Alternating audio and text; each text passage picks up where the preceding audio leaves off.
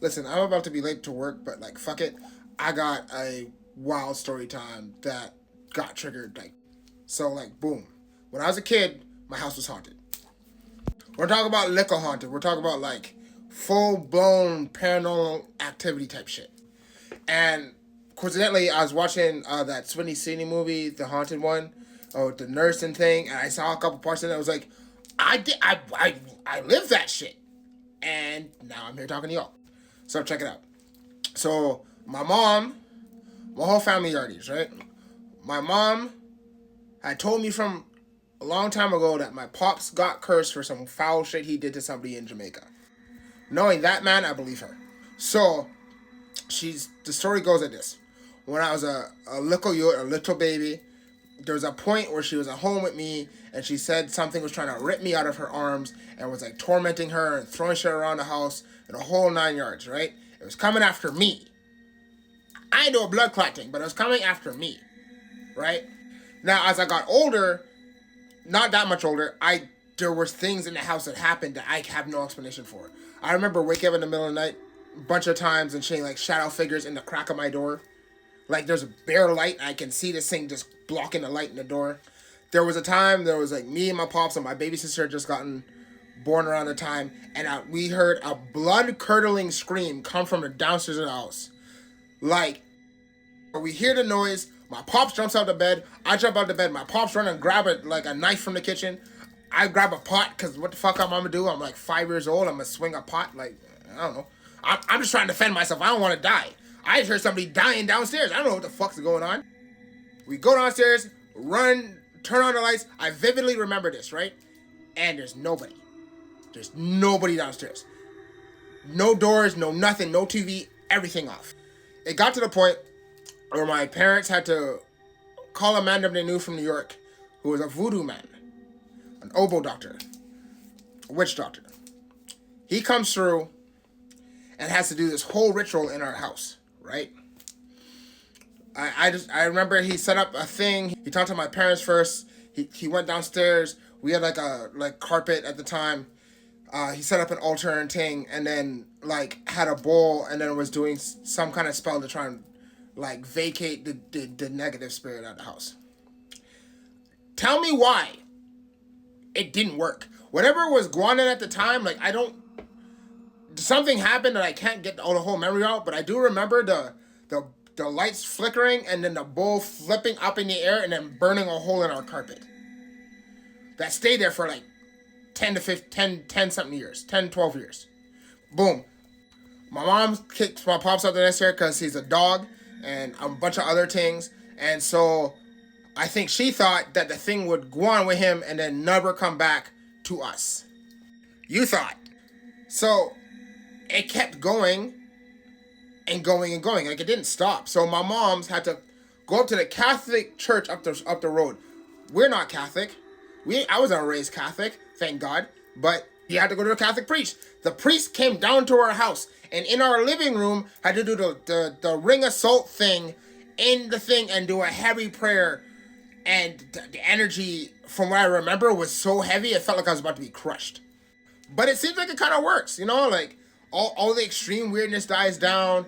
There's no more shadow things anymore. The most that would happen is if I was downstairs watching TV or playing video games, the door would kind of close on its own with no wind, no open windows, no nothing. But that was like the most minor of everything that would happen at the point. So let's fast forward. I'm getting my teenage years, my late teenage years, early 20s. I'm fucking around. I'm doing a bunch of wild stuff. I'm living the shadow life. I'm doing a bunch of fuckery, right? At this point, this is when the nightmares start. I'm having heavy nightmares for 3 to 4 years. Every night. Every night. It also didn't help that I had moved my room, which was upstairs at the time, downstairs to the little bedroom by the car park, right? That room was always a spare room. We never used it for nothing. I wanted a little more independence, so I'm like, I'll move everything out myself, whatever. This is what I learned. This is where it lived. It lived in that room. I moved into the demon room. So boom, I'm living in this room downstairs now. Now I'm having these nightmares every night. On top of that, I'm waking up every single night at 3 o'clock in the morning. Every night, like clockwork. The minute I pass out, I wake up at 3 o'clock. Every time. And it's getting bad. It's getting bad to the point where, like, I don't even sleep in my room no more. I sleep in a little living room downstairs because I can actually sleep in that room. But I'm still waking up at 3 o'clock in the morning. I'm waking up with scratches. I'm hearing scratching in the walls. There's one night I remember clearly. I remember trying to go to sleep and something breathing on my neck, and it happened numerous times. No, I thought I was going crazy, but my mom said she felt the energy too. And the messed up thing about it is, like, the minute anybody left the house, when we were living at the house, me and my mom and my sister, we were always fighting. We never could get along. We were always at each other's throat. The minute we were at the house, we could get along. Everything was fine. The minute we walked back in the house, it was just all this negative energy, right? So boom, we're here, right? I'm going through all of this right now. I feel like I'm going crazy. This is how bad it gets. There's one night I'm having one of the worst nightmares I've had in the string of nightmares I've had up till now. And at some point, I feel like I'm getting pulled apart. I wake up in the middle of the night, and I swear on my mama life. I swear on my mama life. I swear on my life. I swear on my future kids' life. I'm in the bed, and my hands and my legs are suspended in the air like they're getting pulled, and I drop back down to the fucking bed. When I tell you, it took all the strength in my body not to shit my pants. Like, I held that shit in like I was holding in a secret. I go see somebody who I know is deep into this spiritual stuff. They tell me, whatever attacking me, there was negative energy in the house, but then whatever cursed my father, it's a curse on all the males in the family, in the bloodline. It's not my dad's curse, it's the family curse from his side of the family. And the only way to do that is I have to start changing what I'm doing in my life, right? And I have to, like, do a ritual, burn some stuff, break some ties, and then it should go away. But whatever's living in the house, like, when you break that tie, it should die down to the point where it can't hurt you anymore.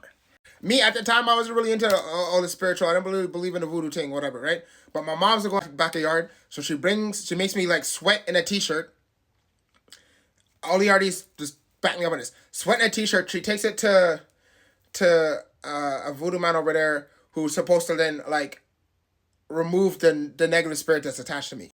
And I don't know what she did, because when she came back, the energy was gone, and I had already done what I was informed to do by the witch man. Eventually, my mom sells the house. The thing never really, like, attached itself to us no more. But I'll never forget that situation.